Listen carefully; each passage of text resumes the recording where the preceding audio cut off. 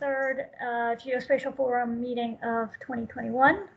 I'm Trish Long. I am the chairperson this year, and as you can see on the screen, the executive committee is all listed there, and our task forces are listed there as well. Just for this meeting, you can unmute yourself, and if we hear background noise, we can also mute you. If you have any questions today, let us know through the chat. We do ask everyone to make sure that your full name is showing in the participant list, so we can call on you. And you can do that by where it says participant. Under your name, you'll see rename, and you can type out your full name there. That will make it easier for us to identify you, and also that will help for attendance. The attendance list is how we capture who was at the meeting for eligibility to vote, and we'll be talking about elections also today. So we'll start out as we always do with our constituency group updates and task force meetings, task force reports. So I guess we'll start. I actually cannot see who's on the meeting because I'm sharing my screen. So is Andy Rowan, is Andy on? Does he have a report? Yes. Okay. Yep. Good morning, everyone. Morning. Andy Rowan, State GIO. So I believe we reported last time that we had published the imagery. I hope you're all able to access that through the various ways that it's delivered. If not, please get in touch with us directly and we'll help you straighten it out. As far as we know, there haven't been any issues with that imagery. It looks pretty good. Brian will be talking in a bit about elevation data, so I won't do that. We have a meeting. It's been a while since we met with the county constituency, but we want to do that again. So we're scheduling a meeting for October 28th. We'll be sending out an announcement about that very soon. Meet with county and local government folks via Teams. And we're hoping that by using Teams, we can perhaps reach some of the more distant local government folks. And the focus on that in that meeting is going to be our data development projects and some tools and utilities that we're putting together. And we're also going to have DEP in the meeting to give an overview of their initiatives that are pertinent to county and local government. And also Tom Rafferty from State Police OEM. OEM has launched a big initiative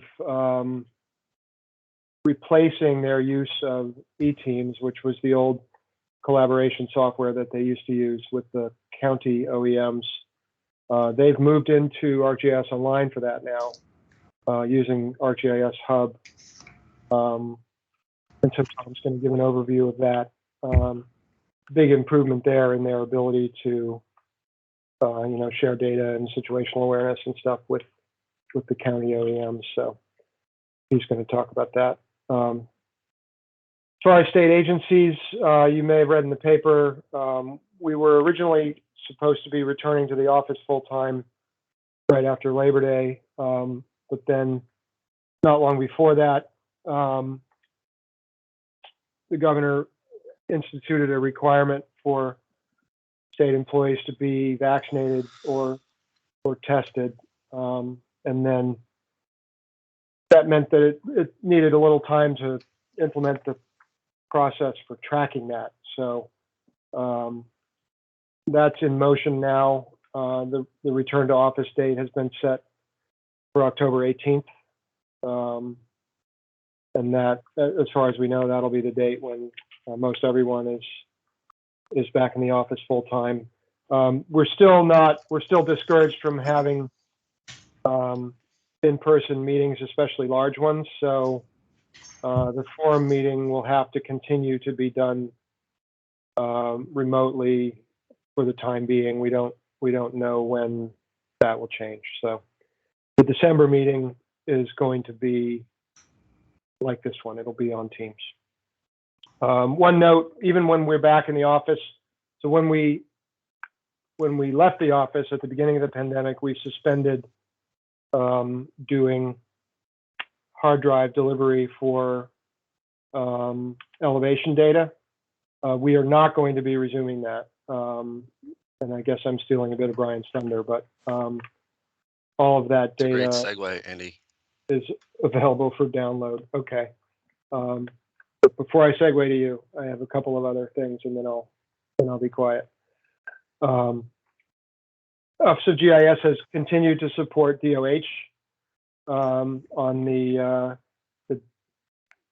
data presentation for COVID-related things and vaccinations and so forth. Some interesting lessons learned there in terms of an interface or interfaces, number of them between our online presentation systems in AGO and some of the back-end systems that have the systems of record for things like vaccination.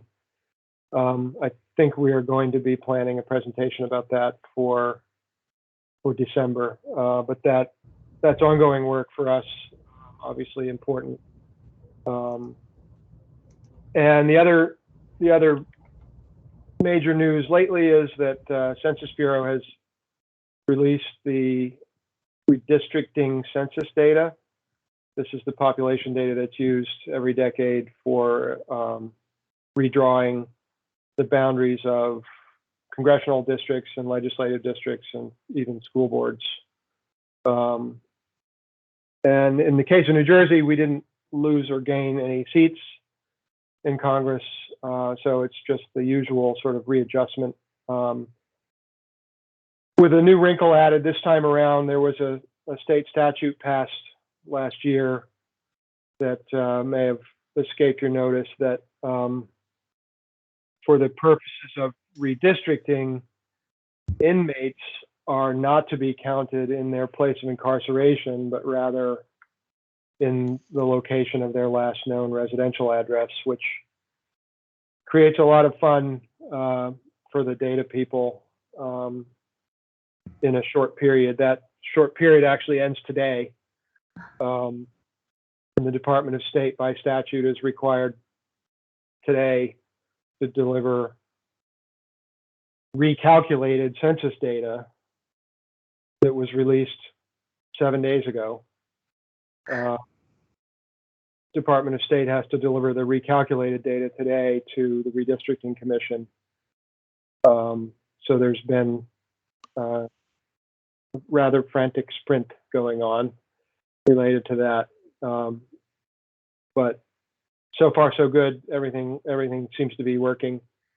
And there are in the state system in New Jersey, little factoid here, there are 18,000 inmates in the state system out of a population of roughly 9 million. So it's, what's that, 0.2% of the total. But on the local level, it can have some pretty significant effects. 3,000 people getting pulled out of a single census block in Newark and spread out over the whole state. So that's happening. We supported that in terms of geocoding the inmate locations. So, a little interesting behind the scenes use of our technology there to support the election process. So far it's gone without a hitch. So fingers crossed that they finish it on time. And that's what I have. Brian, you have some other things related to OGIS news. Go ahead. Sure. Yeah, so thanks, Andy. So, hey, everyone. Andy mentioned that we've been making data available for download. So we've been pushing hard on that this year, and the pandemic kind of forced us to do that.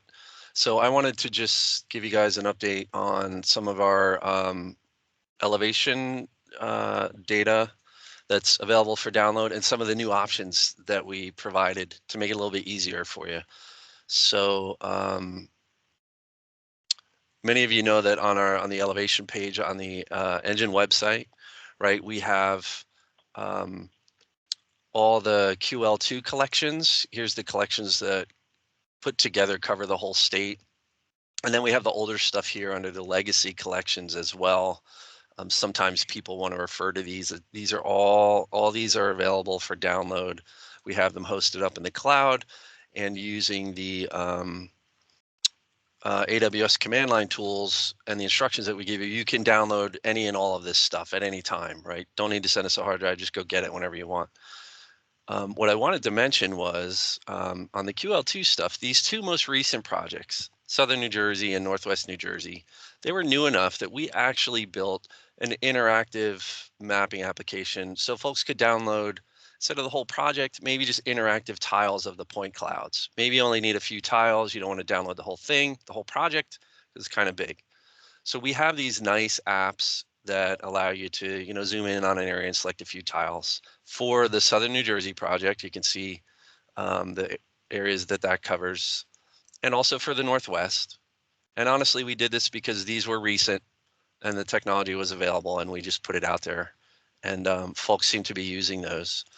These older ones, though, these three, the Coastal NOAA, the DVRPC, and the Northeast Post Sandy one, unfortunately, we don't have those apps built. So the plan there is that we're working with our partners, especially at DEP, to get all these point cloud tiles into one tile grid and have one application that covers the whole state, so you can interactively select tiles that you might need for a project area, whether you need to get 1 or 3 or 1,000 of them. But we're not there yet. That's several months off. So as a kind of interim measure, we do get requests from people saying, I need some tiles for the DVRPC project area from, back in 2015. I don't want to download the whole thing. How do I get maybe, 5 tiles for the area I'm interested in? So to kind of help out with that, we released some feature services that have an index grid of all the tiles that cover this project area. So for example, let me show you how that works for DVRPC, right? This little link here, view and download the tile grid. If we click on that, it actually takes you to an open data item that we have in the Engine open data site that will show you that feature service grid. So what I want to do is actually view the map in the open data little viewer here, and it'll draw the tile grid that covers the whole area. See it coming in there in the blue. So each of these tiles, like this is an interactive map. You can work with this. So I'm going to zoom in a little bit, and then I'm going to click on a tile, just kind of like an identify. It gives me the little window with the attributes. Here's the name of that tile, right? And then this download link view, this is actually a link to download a last file. If you see the URL in my bottom part of my browser, you can recognize it's coming from AWS.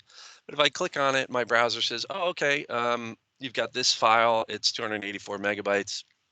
Do you want to save it to your system? And I could click OK, and it'll my browser starts downloading it.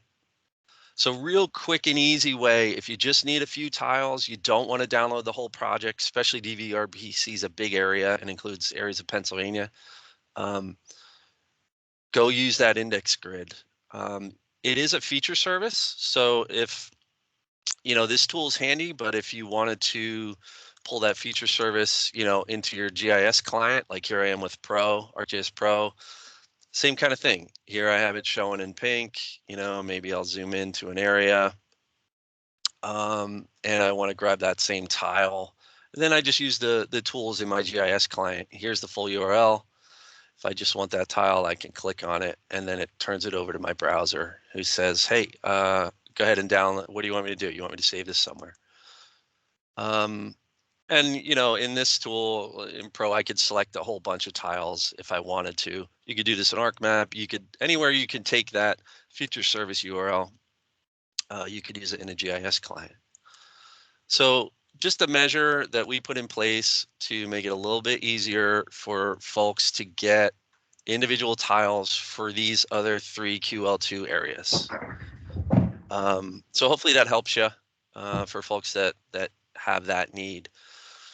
So we continue to, try to refine these tools and make them better for you. So I wanted to share that.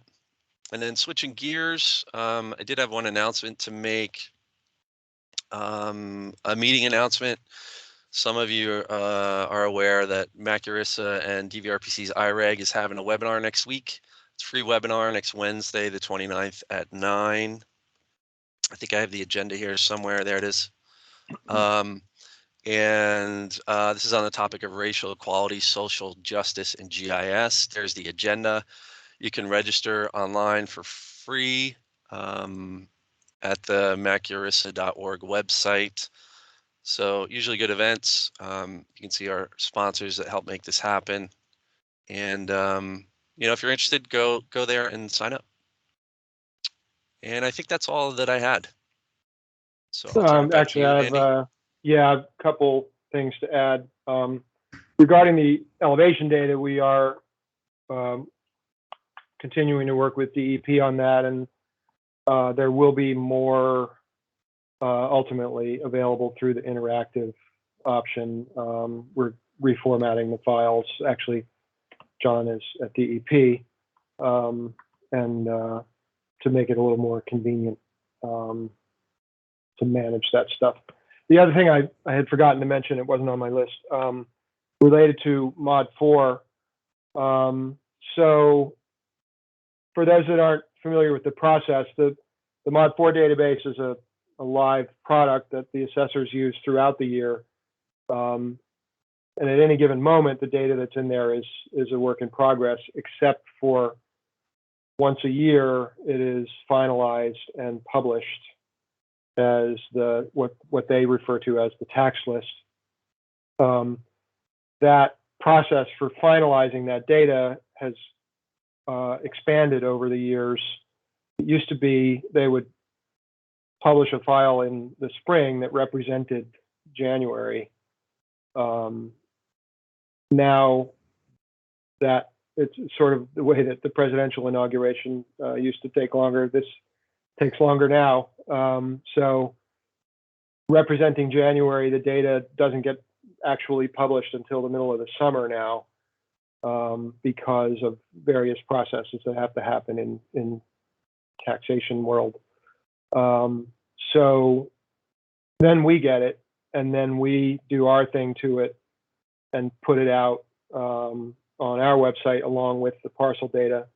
We're about to be releasing that. That'll be coming soon.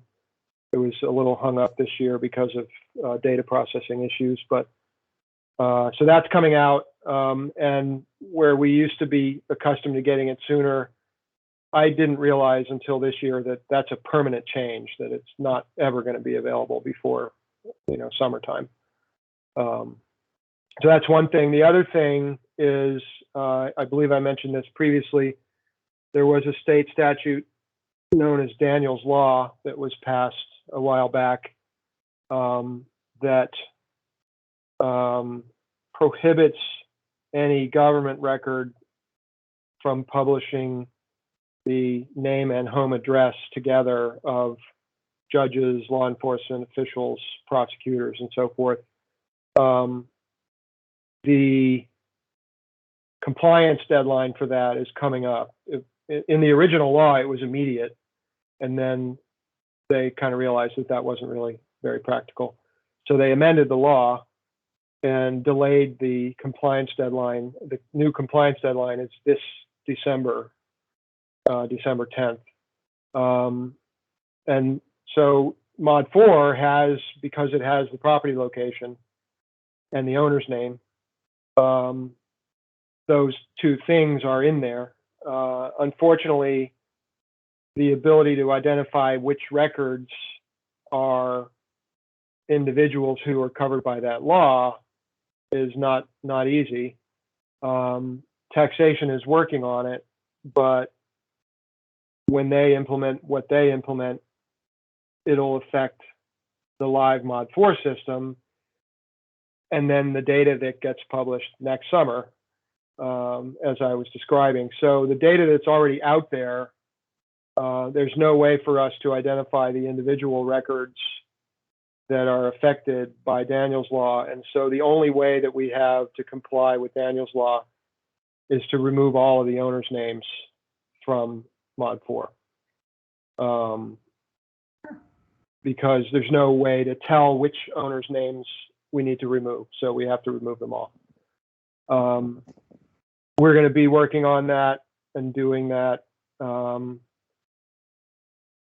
And so the new data that we release, that field will still be there because changing the schema would potentially break things that are depending on the database structure.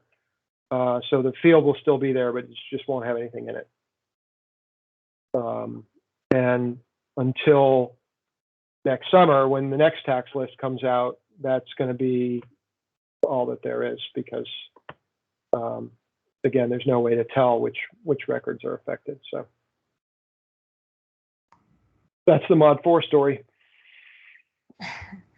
Wow, Andy, thanks for that update. And thank you, Brian, also for your input. I know there was a hand up and I see one now. I guess we'll take that, or anyone who wants to raise your hand, you're welcome. The hand went down, but if anyone, oh, the hand, I don't know what's going on with the hand. Patty, did you want to say something? Yeah, I had a question, Andy, on the Mod 4 data. If we do our own downloads, I have my own connection to the Mod 4 data, and if I do my own download of that data, will that data be stripped out when I do that, or will I have, when they get this all figured out and the Mod 4 has those names stripped out, will it be stripped out for everybody's access to that, or only from this actual list? So my understanding of the way that they're approaching that is that they are in the live system, they are adding a flag so that the records that need to be redacted can be marked with that flag in the live system. And then when they do any kind of extract that goes out on the web, at that point, they would drop the names out. But the live system has to have the names in it because the assessors need the names. Yeah, I understand that. So that they're going to add a field to the Mod 4. So if I go into Vital, that's going to be in there, or only if I go through this where the state system has it residing? I think I'm not positive about that, Yeah. and I don't know that there's anybody from taxation on this meeting. They're usually not. I think that the answer is you would see the flag in the Vital system because I think it's going to be the same, but I'm not sure about that part of it. Okay, I'll talk to Vital. Yeah, that's a good idea. Yeah, because that's important. I mean, I'm not going to know because I do my own downloads and data manipulation. So it's going to be important for anybody that does that to be able to know what records they need to redact. Right. Anybody that's publishing it on the web needs to know that. You're right. Yep. Okay, thanks. Okay. Yeah, that should be interesting to see how that goes. But all right. So we're back to the agenda here, and I'm up next for the federal update. And I don't know if any other federal folks are on the call, but you're welcome to add to this. I'm just going to say two things. First, yeah, the federal government, well, at least my agency, USDA, has set a return to office. They pushed it back to December to give everyone, I guess, time to get vaccinated and go through that process. But also, we are all kind of waiting on the federal budget, which needs to be passed by the 30th. We've gone through this before. Hopefully, it will happen and there won't be a shutdown. But if there is, we'll see. Well, it's always not fun. So hopefully we get through that. That's all I have. I don't know if anyone else is on from federal government. You raise your hand. Anyone else? Web. Hi, Web. Hi, Trish. Thank you Andy for letting everybody know that the redistricting data is now out. It came out on the 6th. The full toolkit came out on the 16th. It's available for download at www.census.gov. So everybody have fun playing with the redistricting data. Thank you. And thanks, Andy. Thanks, Webb. That's great. Yeah, big news there from Census. All right, next up is education. I'm not sure if Dave Tulloch on the line. He's our rep. I don't see his name, but you know, Dave, if you're there, or if anyone from Ed sector wants to raise your hand, you're welcome to chime in. But I do want to move on just to talk about the municipal. That's a vacant seat, and the executive committee and the well, we've been talking about the seat and how to get more people from the municipal group to participate, and so we'll be working with the counties to try to get them out. And that meeting that was mentioned earlier, maybe that might generate some interest too. That's all I have for municipal. So next up is Joe. I'm not sure if you have anything for county. Yeah, Trish, I have one thing. I was asked to share the job announcement for the GIS Specialist 3 title in Atlantic County, and I'm just posting that right now in the chat. Okay. But Great. other than that, I have nothing else to announce. No, that's good. That's good, Joe. That's and we can also post that on the forum. I know there's a job postings section of the forum website, or Yep, we'll be happy to do that. Okay. Next up is state. I don't know. Anne Marie's going to be talking about the elections later. I don't know if you have, or do you want to? Let's talk about elections later. Do you have any announcements now? I have an announcement. Okay. Hi. Good morning, everyone. I'm Anne Marie Falkowski from the State Constituency Group, and I have one announcement regarding NearMap. So DEP has been licensing NearMap, and our programs have valued its current large-scale imagery, and several programs are looking to use it as their primary resource in decision-making. But NearMap was only acquiring imagery for approximately 70% of the state, and mainly it was in urban areas. And this was a problem for DEP since a lot of its mission is focused on protecting critical habitats found in many of those rural areas that weren't covered by the flights. So through the support of the DEP Compliance and Enforcement Program, NearMap was contracted to include all areas of the state for the spring 2021 imagery collection. And statewide imagery for New Jersey is now available to anyone who licensed NearMap, and complete statewide overflights will also be done in the spring of 2022 and 2023. Huh. Okay. That's good information. Thank you, Anne Marie. All right, next up, I'm not sure if Kalen is on, if he has any updates. I don't think he did in our executive committee meeting. Yes, I'm on. No updates from the private sector at this time. Okay. Thank you, though. Sure. Okay, and then Dom, I know Dom's going to be talking to us a little bit about the, he's a regional authority rep. I don't know if you have, he's going to be talking to us about the new task force later, but do you have anything now to update us? Oh, I don't see it. Are you muted? Yep. Sorry about that. Yeah. Yep. Good morning, everyone. Yeah. So let's. I'm gonna leave it to the floor, and see if Highlands, Pinelands, NJSEA, DVRPC, has any, input. And what I'll do in the future, if you guys don't like talking, just shoot me an email so I know who the contact is, and I'll talk on your behalf. All right. So if anyone can chime in, go ahead. Okay. So, Dom, I do see a message here in the chat. Oh, there it is. But actually, Dom, that's a good way to go. I'm going to do that for federal groups too, so that this is a little smoother. But we're gonna address that chat comment after we get through the next, or actually let's do it now. This is for Andy, I think. Andy, do you see that comment in the chat? Hi, my name is Boyang, and I'm the GIS specialist for Passaic County.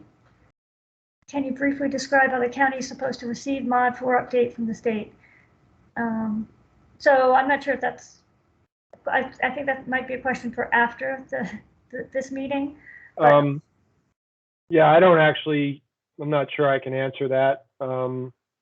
Patty might be in a better position to answer it. I mean, the stuff that taxation publishes just goes out on the web normally. They pulled it down when Daniel's Law happened, but people in local government probably have different access than the public does, but I don't know what that is because we don't have that access. Yeah, at the county level, I mean, I have a connection into the Mod 4 system. So I would, if you're a county or a local government, I would talk to your county assessor's office or your local municipal assessor on how to obtain that information from them, because they can download that data. Yeah, that sounds right to me, Patty, because yeah, if you're at the county, yeah, hopefully you can contact the county assessor and get that from them. Mm-hmm. And we can, if you need a better answer or more information, you can contact someone on the, and maybe we'll send us an email, go to the website and shout out to us. Next up is regional authority, is nonprofit. Mike Shanahan. Hi everybody, Mike Shanahan. I don't have updates, but I have one like procedural update.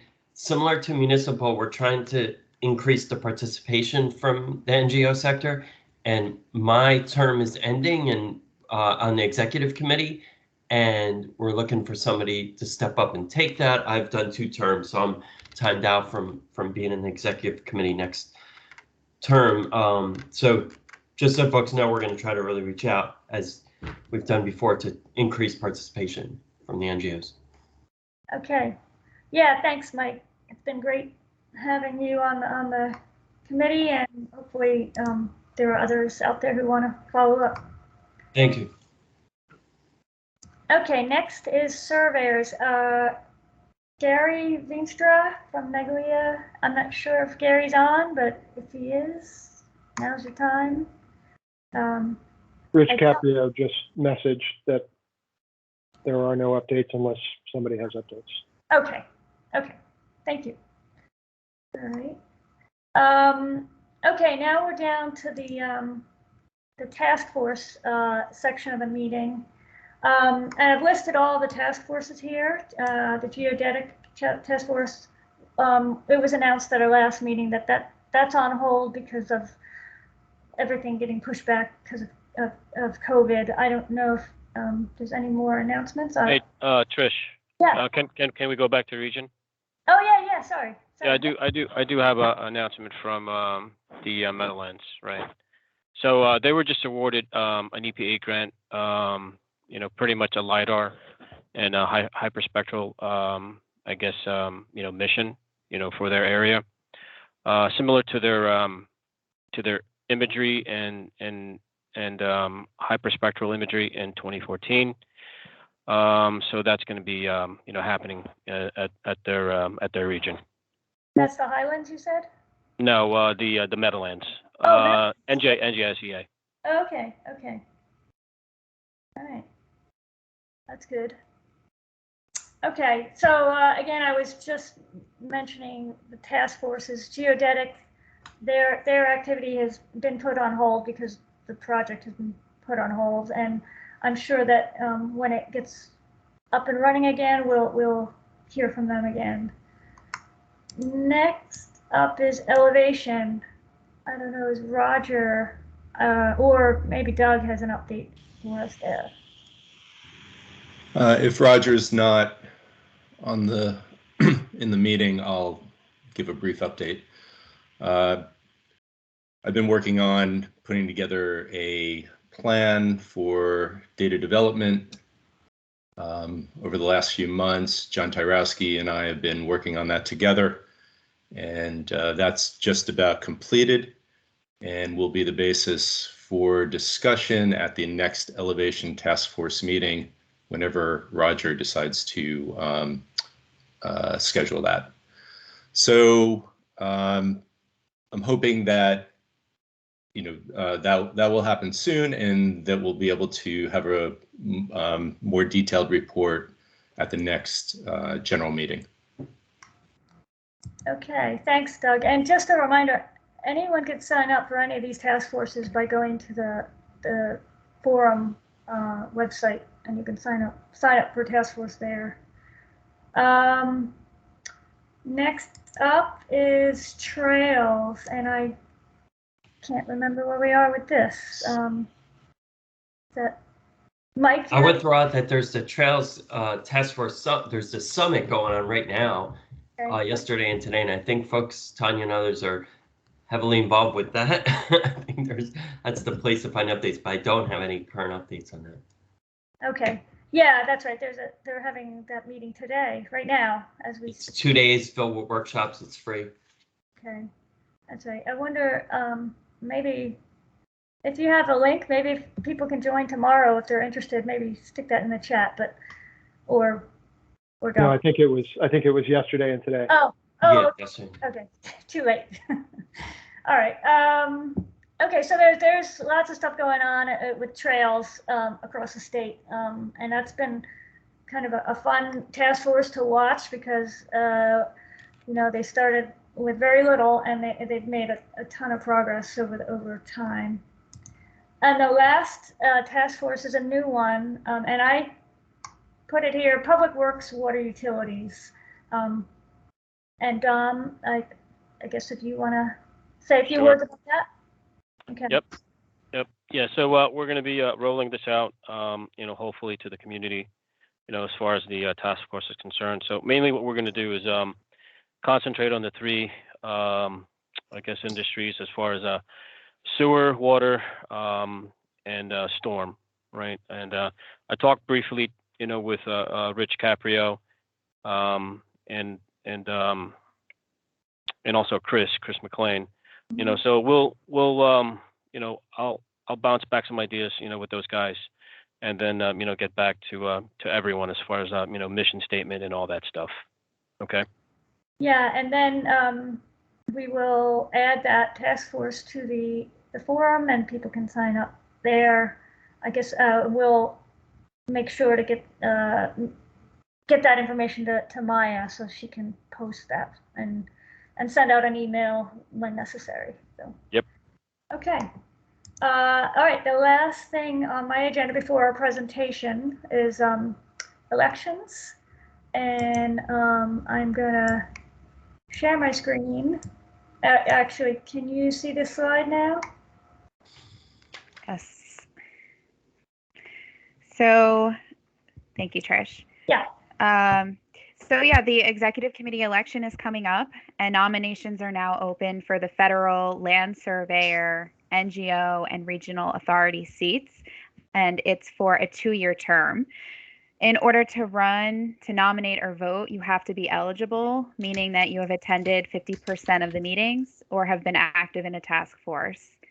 And you must be nominated by an eligible member of your own constituency group. You can't self-nominate. And you can email the nominations to me, to the email up on the screen.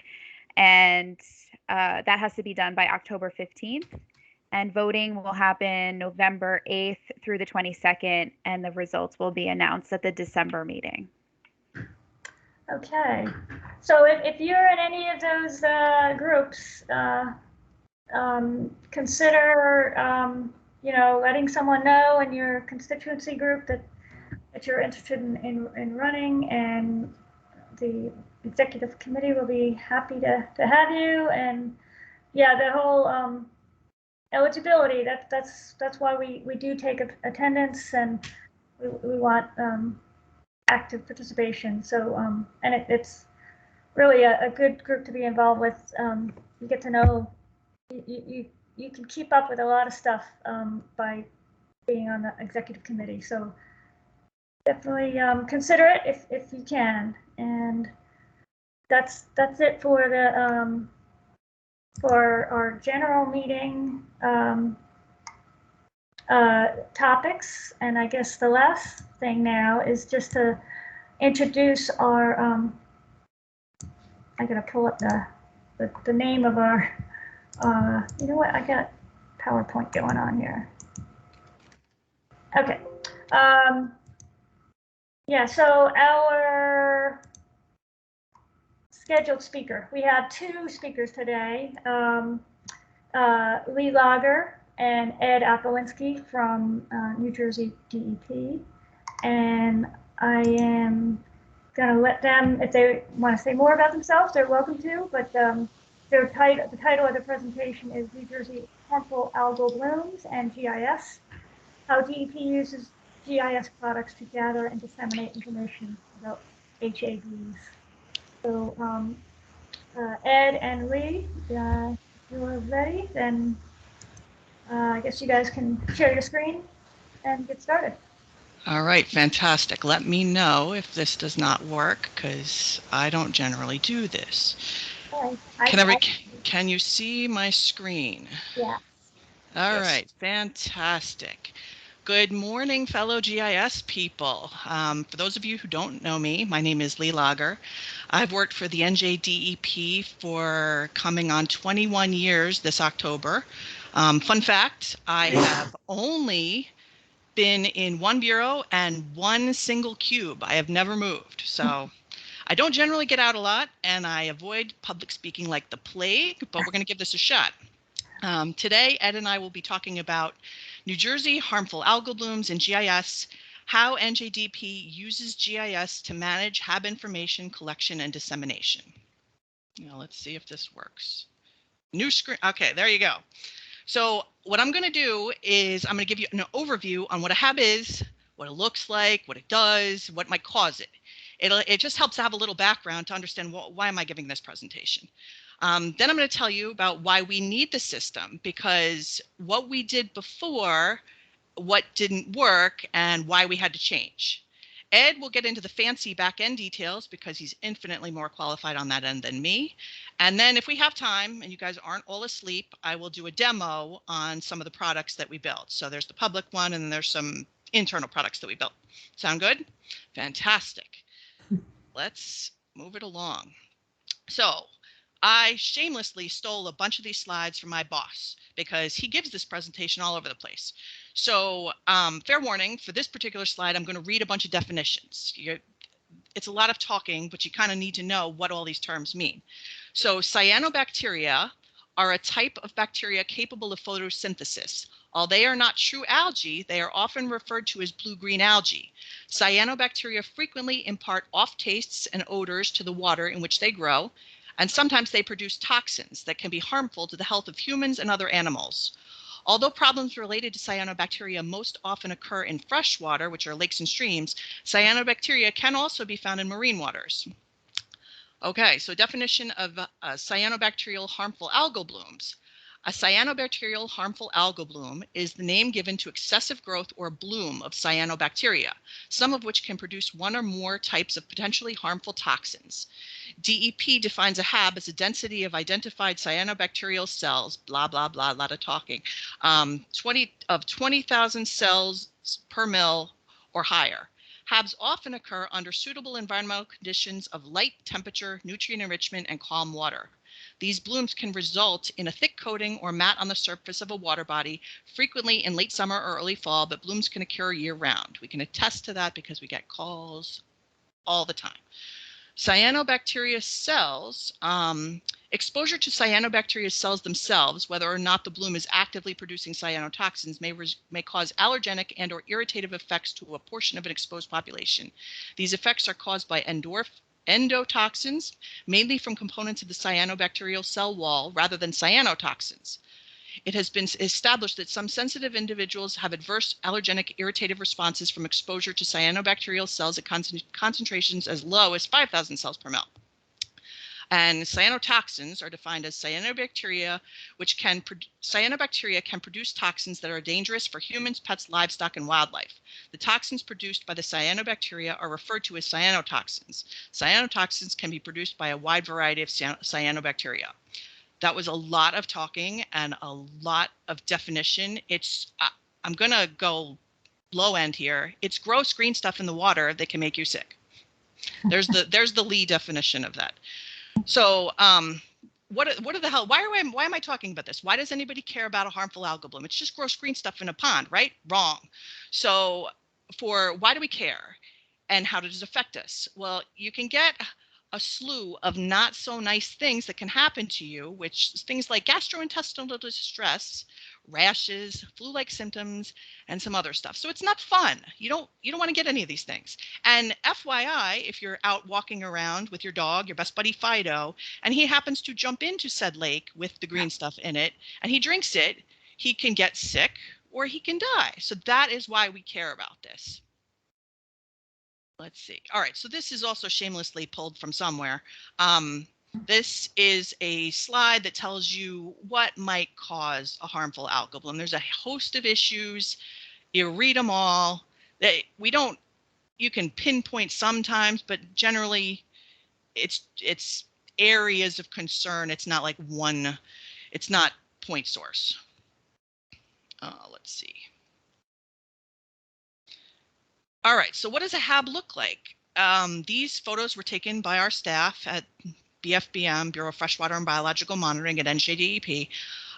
So you're out walking and you look over and you realize the lake is green. Great, what does that mean? So sometimes green means a HAB and sometimes it doesn't. So these pictures are taken by our staff and these ones are definitely HABs. So you get green streaks, green dots, pea soup, spilled paint. There's some very distinctive markers for these things. And then, oh, please don't die. Okay, so what is not a HAB? So we've got duckweed, filamentous green algae, pollen, like all sorts of stuff can turn your pond green, but it's not all a HAB. So we get a lot of calls from concerned citizens who see green stuff in a lake and automatically think HAB, and they, oh my God, we got to tell DEP and they have to do something.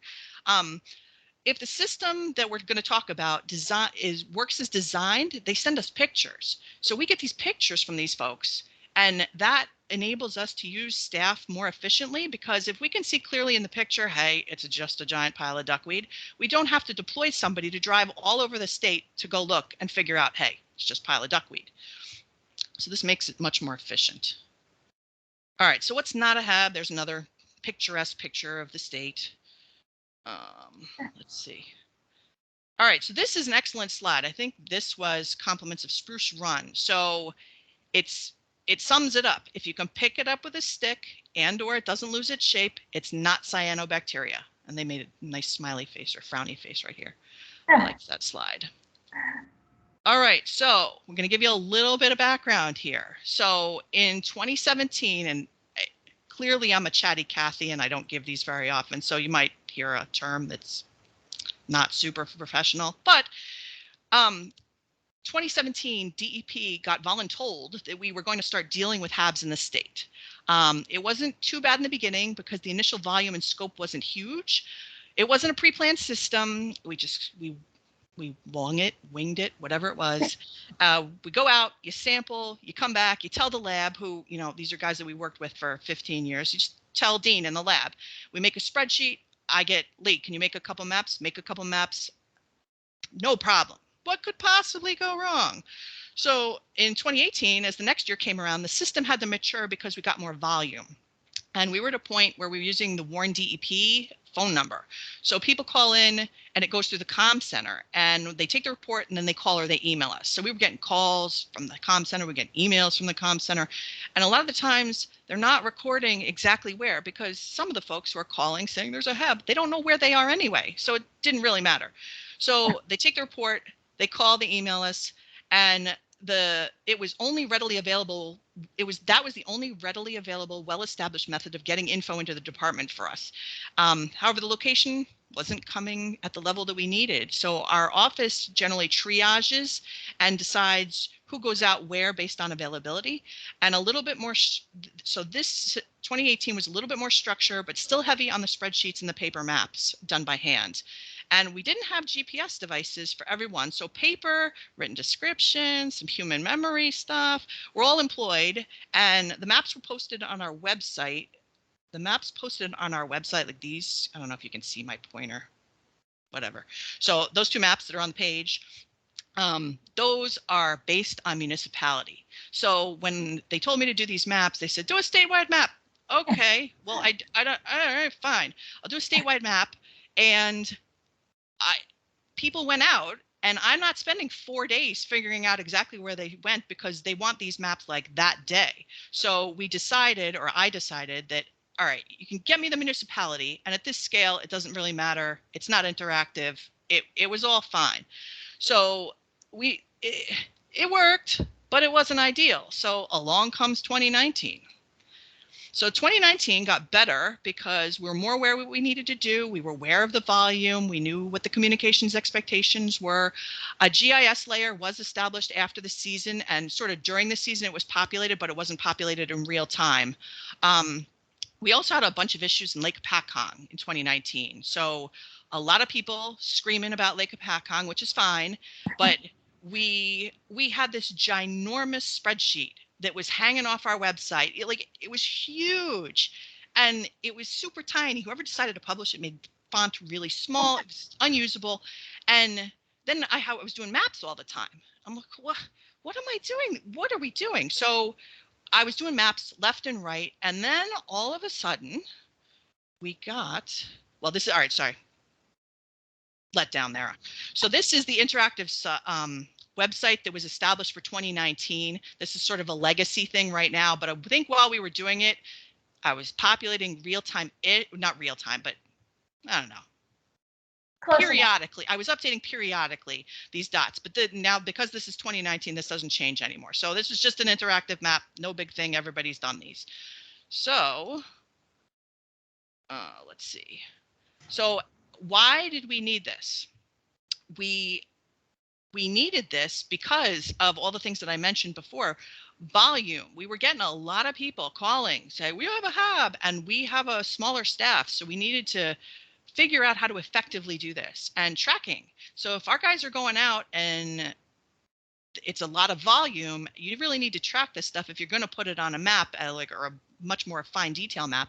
So, and we also have a geography problem. So if we're not taking GPS devices and nobody can remember where they went because they went to 5 different places over the day, it all equals a big headache. So we had to fix it. And the big game changer on that was that BFBM got, and not just state cell phones, we got smartphones. I know what decade it is, but this was exciting for us. So it was a game changer. And in 2020, we deployed the state smartphones. We knew we could do Survey 123 and use GIS. So we had to have the hardware and the need to push us into doing this system. So what did we learn? And this I'm stealing from Marie Cook, I believe. Yes, so she pointed out in one of her presentations, and she's absolutely right, that you better first plan ahead. Talk to your people, know what they need, and get your schema right the first time. Ask them 50 times. They'll give you 50 different answers, but ask them 50 different times. Tell me, get it right the first time. They're not going to get it right the first time. They're going to ask for changes. So try to get it right the first time. And when they ask for changes, just tell them it's going to mess some stuff up. Just go with the flow. So now I believe we're going to leave questions. So I should have mentioned this in the beginning. Ed and I will try to answer questions in the chat if there are any real time, but we're going to have time at the end because I just talked fast through my whole presentation. Ed's going to talk about the nitty-gritty back-end stuff, and then I will probably come back if we have time to do demos on these products. So Ed, take it away. All right. Good morning, everyone. Ed Apalinski. My main role here at the department is to administer our ArcGIS Online environment organization. So Leigh came to us and the whole task force came to us asking for some help. And so I'm sharing my screen now. Is that visible to everybody? Yes. All right. So we met with the task force and came up with a plan. And so hopefully we're going to walk through this and show you some of the flexibility of using several AGO components and capabilities that we use in this workflow. These include Survey 123, hosted feature services, layer views, web maps, web app builder, dashboards, Python scripting, and webhooks, where we use Microsoft Power Automate to do some tasks. So as Leigh talked about, there's essentially two workflows. There's one where the public can report suspected harmful algal blooms, and the other is for BFBM staff and collaborators to collect, analyze, and report results to the public. So as Leigh had mentioned, one of the most important things we felt, one of the most important requirements for both workflows was to collect and store an accurate, or as accurate as possible, location in a GIS data set. So we didn't want tabular data anymore. We were trying to get away from phone calls. And so this would allow that public-facing application to be map-centric instead of tabular. It also allows staff to see reported locations and historical samples in the field on their mobile device. So in the following sections, we'll look at those two workflows. The first one's going to be the workflow for BFBM staff and the sampling.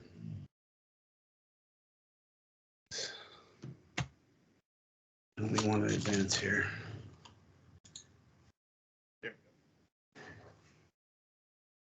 So this is a brief explanation of the lifespan of a HAB sample. So what happens is, right, it starts with someone in the field taking a sample. They enter information, field observations, including photos, into a survey built with Survey 123. They also store the location. And once that they hit submit, it kicks off some other things that happen. It's a little complicated, but there's a Python script that runs once a day at 8 o'clock. And it does two tasks. So it's kind of easier to think about it in two different Python scripts. The first thing it does is it looks to see, were there any samples done yesterday? And if that's true, go find out the GIS water body name and the GIS municipality and county information and calculate those fields for me. It will also flag any water body, any locations that are outside of a water body. It puts a certain code in that field so that staff can review that and perhaps update that location if necessary. So after the bottle is also delivered to the analysis lab. So once the lab gets that information, gets that bottle, they do an analysis on the sample and enter information into the same feature service using a different information product. And we'll look at that a little bit later. So another thing that happens with that Python script is kind of part two, is it looks to see if there's been any any samples with analysis results, and has it been verified by BFBM staff. And if that's the case, I want to calculate a field to yes so that it'll be visible on the public-facing product. And it also creates the advisory tier and updates the advisory trigger date. And then the third thing that Python script does, that second part, is it builds and delivers emails to DEP management and to interested parties, if based on what water body it might be. So how does all this work? It's all one feature service. So when you originally build the survey and you publish it, it creates a feature service in the AGO cloud environment. But then we take advantage of layer views for each particular workflow. So one of the benefits to that is we can control editing and access through groups, and also hide fields and other things in the layer views. So we'll talk about those a little bit more detail throughout the slides coming up. So you can see on the left, there's a layer view that's set up for the field staff, and they only have access to the survey and have edit rights, so they can add to the data set. They can't delete, etc. Similarly, the lab staff and management staff have their own information products that are designed for their workflows, whether it's a web app builder or a dashboard for management reviews. And then all the way on the right, you'll see we have the public facing layer, which feeds the dashboard for the product that the public interacts with. And that is a read-only view, and so they can see it and they can download the data, but they can't edit the feature service. So I'm going to refer to this a few times, and just to really quickly look, this is how the middle here, criteria, this is how that advisory level is determined. And so the Python script runs through this logic when it does this. So I just want to give this a quick look. You can see for a human to go in and look at all those fields and determine what level it is, it's complicated, and to calculate that by hand can be too difficult, and maybe mistakes could be made. So we figured out a way to Python script to do that. So I just wanted to show you that quick, because we'll refer to that a few times. All right, so how does all this work in the details? So these following slides I actually did last year on September 11th.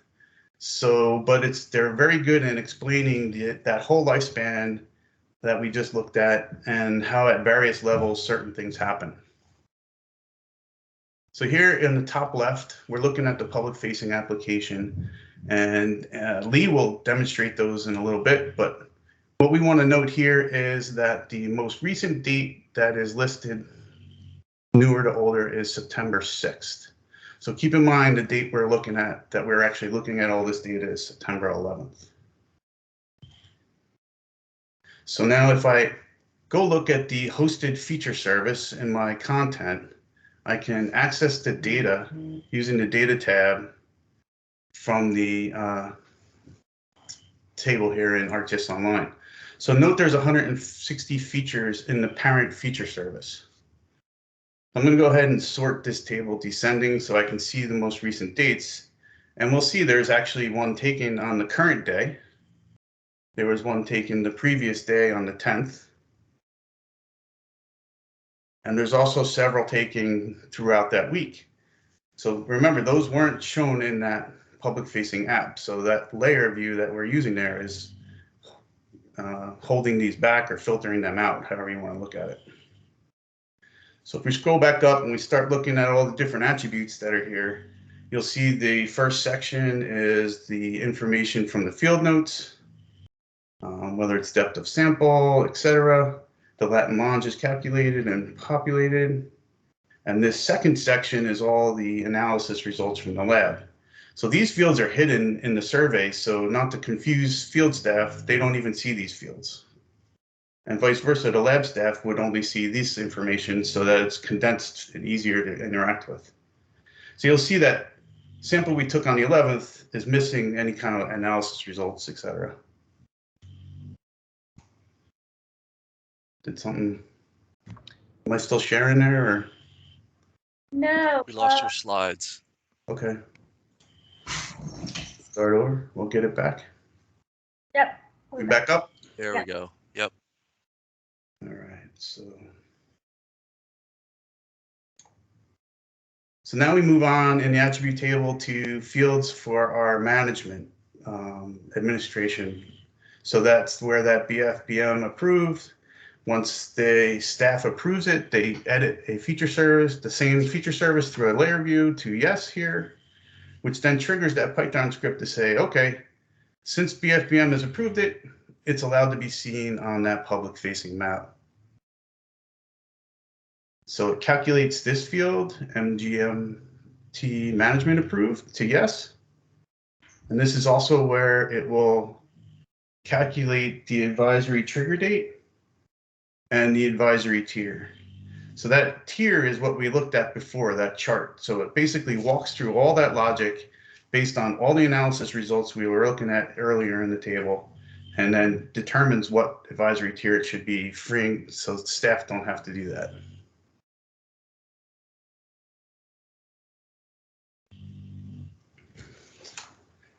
So let's continue on and look at what's left in the table. This is where that first part of the Python script is. You can see from September that most recent, the water body GIS name and the county and muni information is not populated. Whereas the one from the 10th, the day before, that information is populated, but we saw that the tier and that kind of information wasn't there because it wasn't approved yet. So we can confirm these dates by accessing the editor tracking attributes. So let's go ahead and view those. They hide these by default for some reason, but we'll go ahead and look at those and we can see who took the sample, who was the last editor, and we can see that the sample that was taken on this current day was at 8:30, so that's why it wasn't processed by that Python script. So we'll go back and let's look at the details of the public facing layer. So you can see it's shared with everyone. Go ahead and look at the details. And this is public facing, so you want to do all the metadata there. And the first thing to note is there's only 128 features available in this layer view compared to the parent was 160. So we go ahead and sort this descending and you see that confirms what we saw in the web app. The most recent date is September 6th. So the other thing to note as we look at the table and what's available to the public, you'll see there's a less attributes are available, so it's filtered down version. We also control that through some visualization rules, and we're going to look at those here. We go up to our visualization tab, and this is where we set those rules for this layer view. Let's zoom down in on our samples here. So there's multiple things you can set on these layer views. You can do symbology, you can do filtering, you can do pop-ups. If you access the more options, this is where we set view definitions for features or fields or both or area of interest. So you can draw a polygon around an area of interest. In this case, we've done features and fields. I'll just show you how we did the feature. So essentially, it's a definition query that you set. These can be complex. In this case, this is an AND where features have to be yes for that field, management approved. And this is the bottom part there. It's not in the last 4 hours. That's how we have that lag time between the Python script running at 8 o'clock and it showing up in that public facing web app. That lag time is essentially to give management and others a little bit of leeway, a little bit of head time in case there's alerts or danger or warnings on certain water bodies.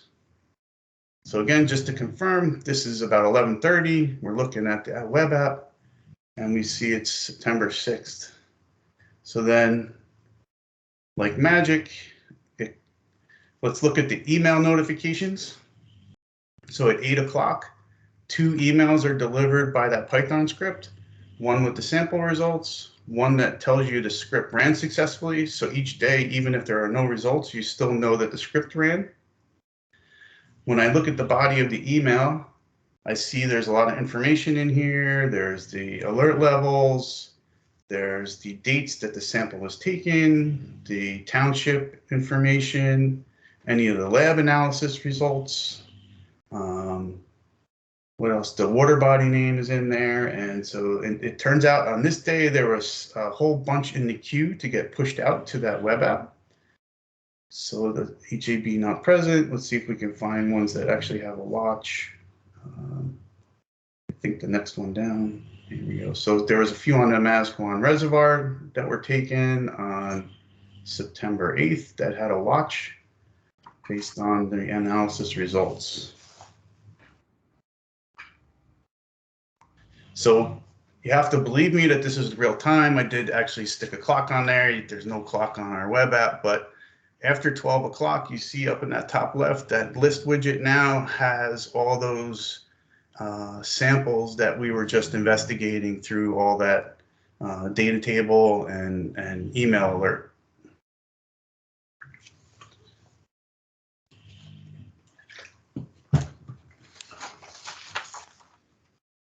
So let's look at, as we mentioned earlier, we can control access to items through the groups. So we're going to look at all the HAB groups, and you can see we can use a complex search with ands and ors. So that's what we did here.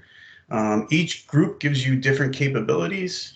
Some can be read-only. Here we see the edit group allows us to have shared edit, which means all members can modify content. So collaborative development can be done there. So you see we have our executive staff group, our review group, our field staff.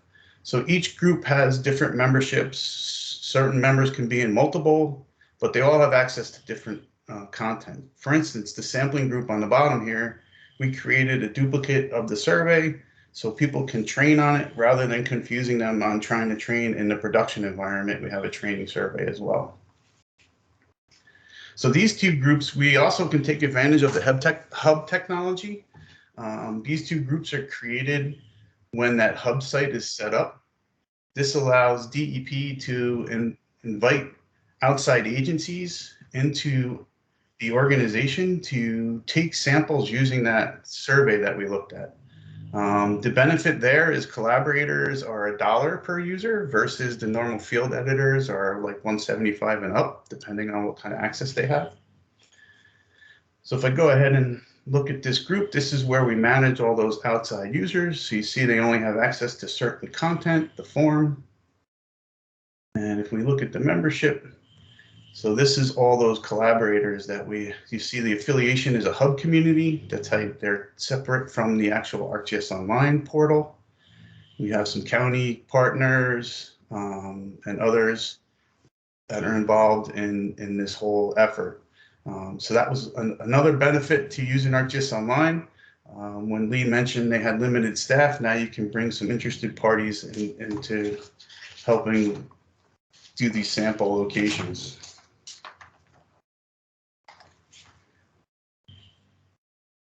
All right, so that's kind of a walkthrough on all that for the BFBM staff. Hopefully that gives you some idea on how combining different components in ArcGIS Online can give you a pretty flexible workflow without having to do any custom JavaScripting, etc. So let's go on to the public-facing survey. Again, Leigh mentioned that the old way of getting information on suspected harmful algal blooms was to call the Warren DEP number. So sometimes you get the water body name, sometimes you wouldn't get anything, and water bodies can be quite large. So we, again, wanted to get the location. So we use the survey 123 to do that, create a survey for anonymous editing. So we're going to walk through some important things when you're setting up an anonymous editing survey. Once you create the survey in Survey 123 Connect and publish it, it's going to give you the form and this hosted layer. What you need is another layer view that you share with the public, and I'll show you how to do that. So again, there's our hosted layer. That's what's created when we build the service. If we go to the details page for that hosted service, this is where we would click on the Create Layer View button once it loads here. So we create a view layer. So this would always point to that parent. We're going to name it whatever we want. We can have tags. We can save it in our folder. We've already done that, so let's just go ahead and look at the one we've created. In this environment, you'll see we have two. We have the field worker, that's the public one, and a read-only, that's for staff. So to set up this to be anonymous editing, we need to go to the details page for that layer view once it's created. To the settings tab. The two important things here is we want to toggle that delete prevent protection. and we want to enable editing. But the important thing here is, since we want it to be anonymous, is we want this feature. We want editors can't see any features, even those they add. That means that no one can see the features or the data on this layer view, so that the parent has to be shared to somewhere. The other thing we need to do is go back to the overview tab, and on the bottom right is the new URL for this layer. We need to copy that URL, and now we need to tell the survey to write to that URL, not to the original parent. So we do that by opening the XLS form in Survey123 Connect on the top left. Go to the Settings tab in our XLS form and copy and paste that URL into this submission URL cell. Once I save that XLS form and republish the survey, it will now write to that layer view and not the parent anymore, although the data pushes right through to the parent. So one other note, one cautioning, or I guess it's a cautionary thing with Survey123. When you create a survey, you can have pick lists in that XLS form. And what it does when it builds that service in ArcGIS Online is it creates this domain, which is great, right? So I go in, I pick on it, I get my drop downs, I go to my web apps, and I have a domain, so everyone sees the same thing throughout. However, let's say I need to add some new groups to this list. In order for that to be visible in the survey, I have to update the pick list in the survey. So when I republish the survey, it's available there, but unfortunately, it does not update this list on the feature service. So you can come into the items details page on data. Did we lose my screen again? No, okay. So the data tab and then fields, I can get access to that list and I can edit it from here, which would give you the code and the list. S3, the preferred method, there is a tool that they published that works in ArcGIS Pro to update domains. And I'm sure if you're savvy enough, there's probably a way to do that through some ArcGIS with the Python through the APIs. All right, so the last part that we talked about very early on was we also wanted to deliver an email every time a public supplied one of those reports of a potential algal bloom. So in this case, Survey123, another benefit to that is it gives us access to webhooks. And there's a couple different applications. The one I always have trouble with is Integromat. There it is, Integromat. That's a free one, I believe. And then Windows Power Automate. So through our 365 Office, we have access to Windows Power Automate. It's one of the apps that's on your thing. If it's the first time you're using it, sometimes you have to go to the app launcher here on the top left to go ahead and access that. I don't know that every state agency has access to this. I do know DEP does. So once you get into Power Automate, you'll see there's different templates, connectors, and so one of the connectors is to Survey123. So let's go ahead and look at the flows that I have set up. I have a few here. You can test them. That's what that button compose does. But let's go ahead and take a look at our HAB. So that when we first interact here, it gives us some details. On the top right, you see any connections that it has. One thing that's very helpful is this history of the run. You'll see here all of them succeeded. We've had a few instances in the past couple months where they failed. So I can check this. So let's go ahead and look at the actual flow. This one's pretty simple. So it has three pieces. This top piece is where it reaches out and connects to the survey using the item ID for the survey. And then we have this compose and then the send email notification. So one of the things we needed to do, and it's kind of cool in here, you can create another piece of data. So Survey123 stores the date in epoch time. So in order to make that something people understand instead of computers, we need to do this function to convert it. And then once I create that new data element, I can add that to my email. So I would create that as an output. So my output, you can imagine, I would set up my recipients and my subject. And then the body of the email, it can be text, it can be HTML, you can add the attributes. I also believe now they've added a way that you can add the attachments. And the advanced options here gives you access to carbon copies and blind copies. Now, once you save that and set it going, it basically just sits there and listens for a survey to be submitted. And whenever one is submitted, it shoots off an email to all those folks in the recipients. So that's the lowdown on how all that kind of ties together.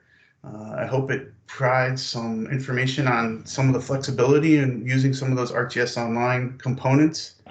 And I'd like to pass it back over to Leigh, and we'll be around after the presentation for any kinds of questions. All right, let's see.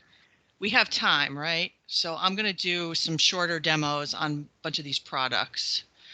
So our main goal was to build a product for the public because everybody's whining, we need to see the HABs. Okay, fine. Somebody said we need a dashboard. We're going to make you a dashboard.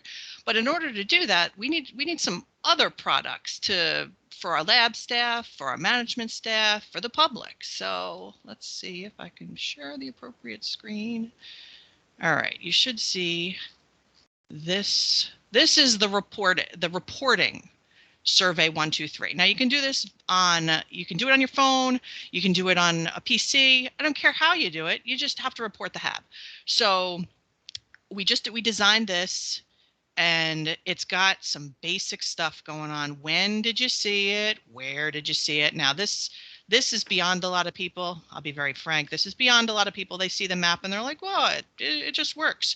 Sometimes, if you're using a smartphone, you use the locator, fine, it'll tell you where you are. But if somebody's reporting via PC, they forget that they need to plop the dot in the middle of the map. So sometimes we get reports that I have to change anyway.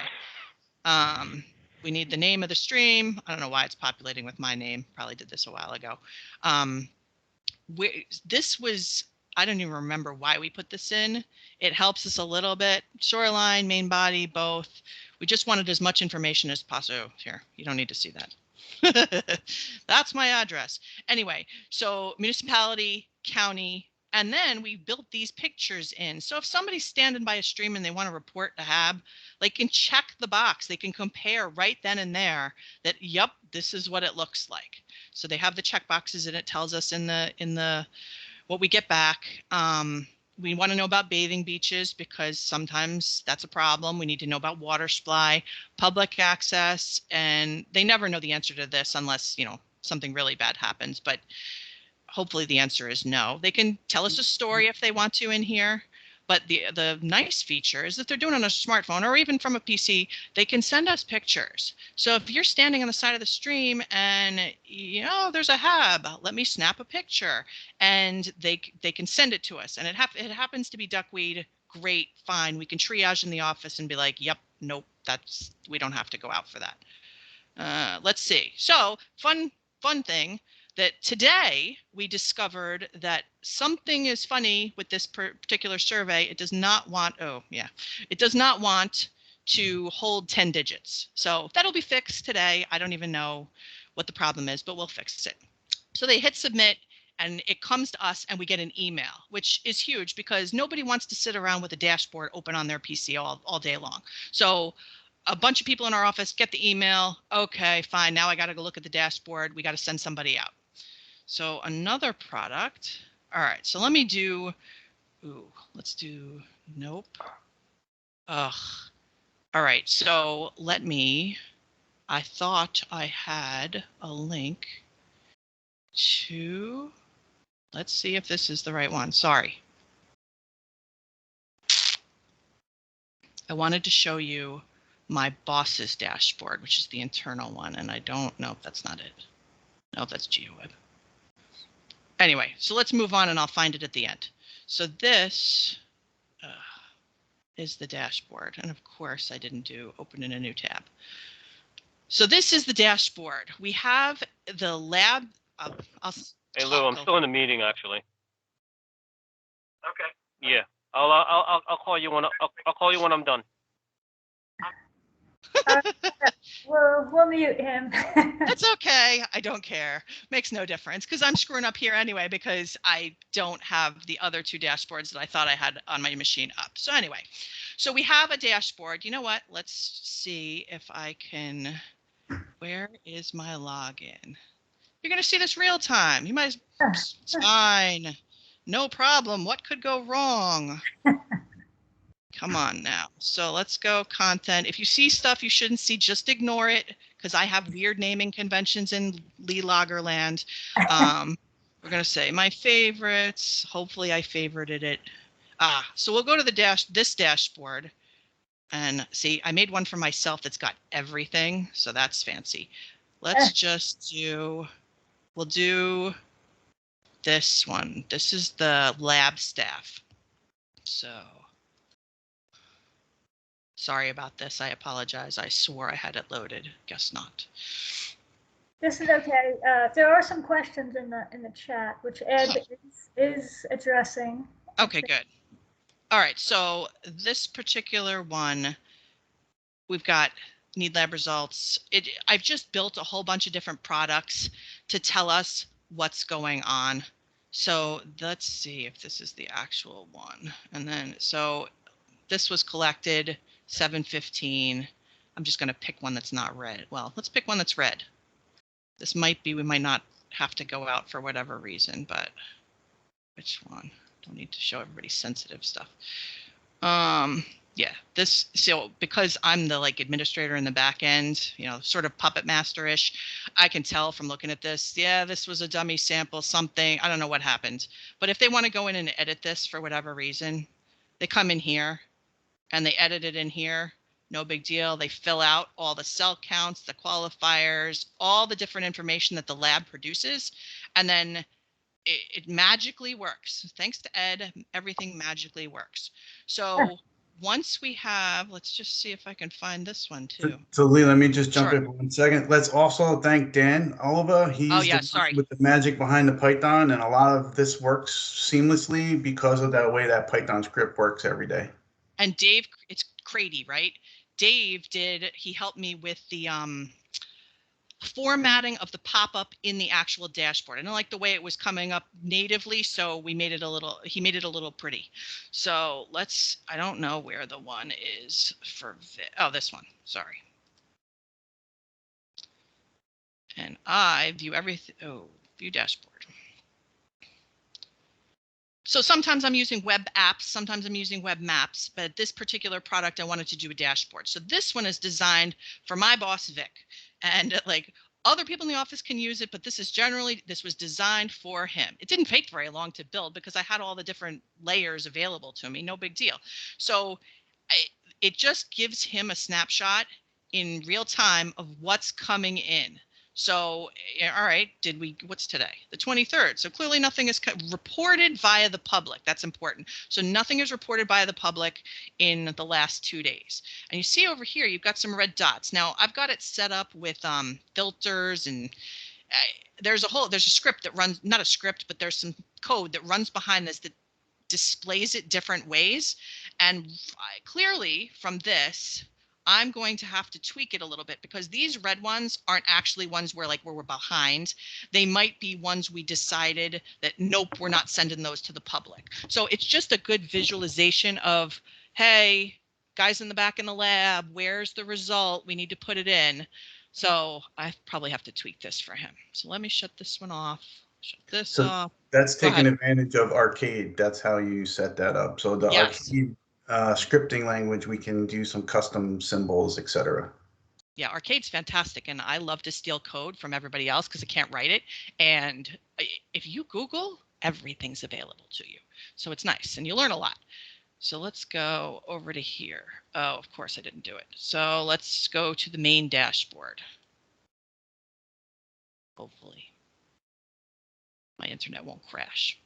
All right, so I had to do a demo. If you really want to hear me talk, which nobody wants to hear me talk, there is a, where is it? Outreach. There was a training video somewhere.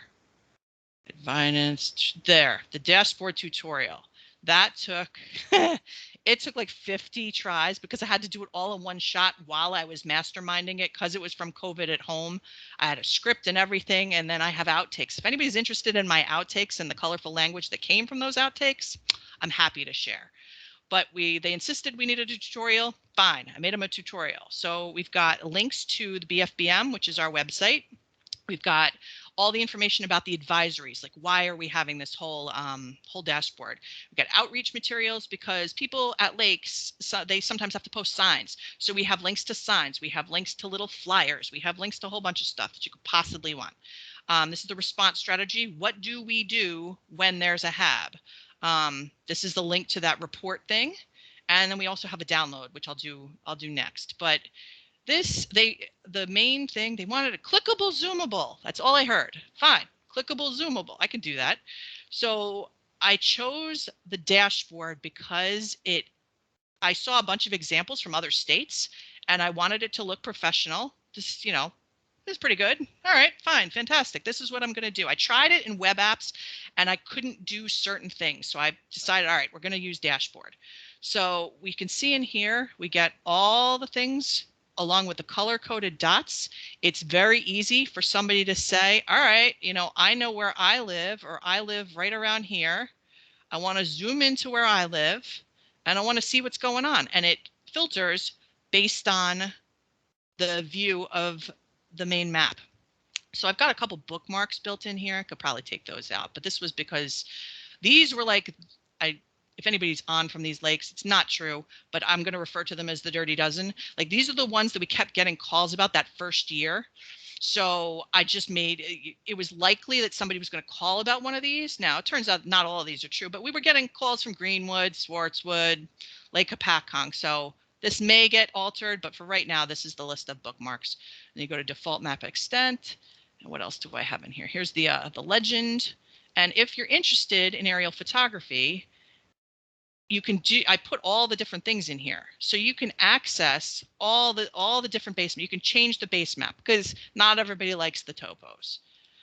That's fine. So this particular, we just wanted a way to quickly show anybody who accessed the dashboard what was going on, and this sums it up. It's good. No black, no red. Fantastic. So if you go over to here too. This, oh, please tell me that I can get backwards. So this makes it big. You can read it. Ed showed this before. These numbers have changed. So from the first year to this year, I think it was saxitoxin that was added to this list. So we had to update this, redo the link. That's fine.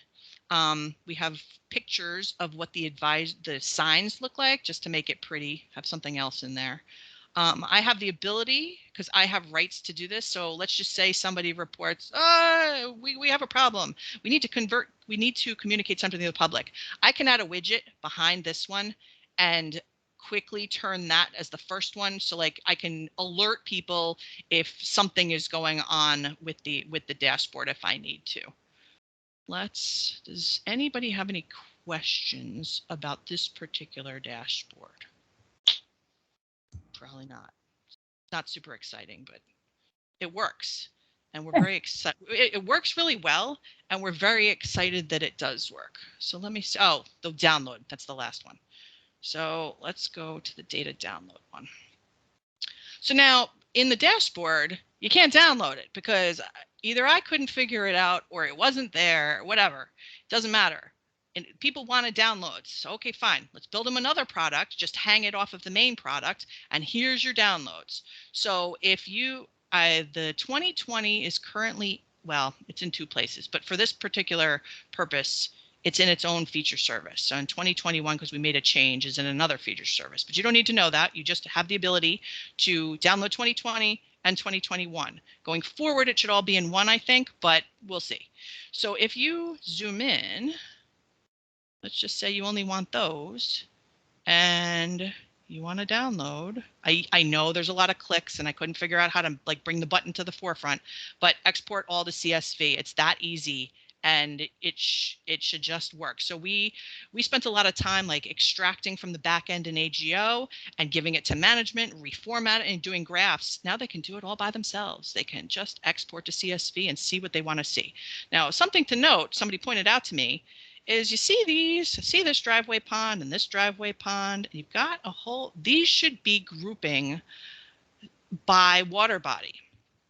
And like 2 Lake Apakongs, what the hell is going on? I'm looking at it, well, it's a good learning experience. So when you see this, you know that something else is going on. There's probably an extra character. So when somebody was using the data entry, the survey that we have for our samplers, which I didn't show you, the survey that we have for our samplers, they probably had fat thumbs or something, and they made an extra space. So that is why you're seeing 2 different water bodies here. But everything is zoomable. This one is this is heavy on the explanation over here, but this was designed mainly for download. The other one. So Leigh, while you're jumping over, something I've discovered, I think those extra spaces may come from when you are using the survey, you can use the microphone to talk instead of free texting. And I think it pads a space whenever you use that microphone. So I'm thinking that's where that's coming from. So that's another thing to look out for when you're using surveys. Yep. So if, let's just say we wanted to go to Mountain Lake, like that's more functionality I forgot to tell you. Sorry. Here, we're going to show you the pop-ups. So this is what Dave helped me with. We've got the watch. We've got all the different, so hold on a minute. Let's find one that, I don't like these. We're going to find one that's got pictures. And I should have prepared, except I didn't think about it. So let's see if Spruce Run. I invite everybody to play with this product. Please try to break it, because I don't want a product out there that's not going to work for everybody. So let's try, I don't know. Maybe this one's got a picture. Some of these have pictures. There we go. So we have this formatted, and I chose the black, the dark theme because everything popped better. If I had it with all white, everything got washed out. So I have the black or the dark theme, and we whittled down what exactly we wanted to show. The neat part of this is that you can see the pictures. So somebody sent these pictures in, or we actually took them from sampling. These aren't the ones that are from the public. These are the ones from our samplers. So you can see the picture. So you want to look at where your lake is in your area. You want to check it out. You want to check the dots to see if there's any pictures. You can see what's going on. So picture's worth 1,000 words in this case. One last piece. When you click on that pop-up, that's a combination of arcade and HTML. So if you can click on that one more time. Yep. You'll see that the watch is color-coded based on the legend and color in the chart. That's an arcade thing. And then the bottom, that middle part, is a HTML table. So it takes advantage of both arcade and HTML tags and et cetera. So it's pretty neat how you can really make these pop-ups pop. And let's see. Any last bit of fun? Yeah, I see this thing all the time, so it's not nifty anymore to me. And people complain that it broke, so I have to go in and fix it all the time. But one thing we did build in is the ability to search. So let's just say we'll get there. So we want to go up to Lake Apakong. So if you don't know where you live in the state and you can't zoom to it, you could type where you live and you can get close enough. So you're pretty good. I guess that would pretty much conclude. I mean, our takeaways are we fulfilled the request for better communication with the public. We fulfilled our need for increased efficiency on collection. We fulfilled the need for being able to collect, like communicate with the public and communicate from the public. So they're able to communicate to us very well. And we have had a lot less problems because of this product. It's easy to use and it makes things seamless. So that concludes my part. Ed, if you have anything else you want to say, please feel free. Open to any kind of questions anyone might have at this point. I've been trying to keep up with the ones in the chat, so we can kind of do both if there's more questions, or if there's any other things that people might want demoed. There's still a little bit of time left, so I guess we'll base it on what kind of whatever the audience wants to have. Yeah, no, this is good. We have had lots of questions, some on other topics, but definitely some for you guys. And it looks like you've done a pretty good job of answering them. And yeah, thanks for sharing the links, Ed. And yes, people are welcome to, I think you can unmute yourself if you want, or raise your hand. I do actually have a question just about between the period 2017 to 2021, did the HABs, the actual real HAB occurrences, did they go down, go up, stay the same? So the reports of HABs did go up, but that's part of because now there's an avenue for them to report and everybody's talking about it. Oh, I see one, gotta click the button. So we have seen more incidents, but I don't know if that's because there's more in nature or because more people are reporting. Yeah. Okay. I do not see any more questions, but I think that you guys did a great job. Nice. I mean, even doing it on the fly, you got some clapping hands there. So thanks for doing that. And hey, Leigh, Ed. Sure. Did you guys do this on AGO or Portal? AGO. Yeah, it's all in there's one feature service in ArcGIS Online, and all the editing is done through different layer views and or view layers. So what we do at the end of the year is we grab a copy of that year's worth of data and bring it down to our enterprise, so it's available internally as well, but it's all in the AGO cloud. And it would have to be, right, because it's public, right? Well, we actually have a public-facing server, so our normal pathway would be to have it in our enterprise database and then have it on our public-facing server and then register that item in ArcGIS Online. But we decided for this case, it was just too many moving parts for that. And so that what we designed is much more fluid, and it basically runs by itself now. It's pretty neat. So we don't normally host data in the cloud environment unless it's emergency based or some other type of circumstance. And this just happened to be one of the ones that it just made sense to do it this way. Mm-hmm.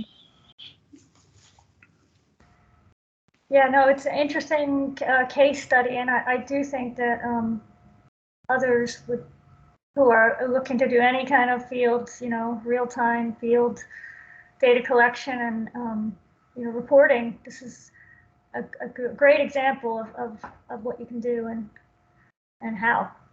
So I think you guys might have some follow-up questions, emails in the future, but for now, we're early, but I think that unless questions come pouring in, we can adjourn the meeting. I want to thank our presenters and our everyone who chimed in and who joined the meeting today. We had a nice group. I think there was 86 people. So good turnout.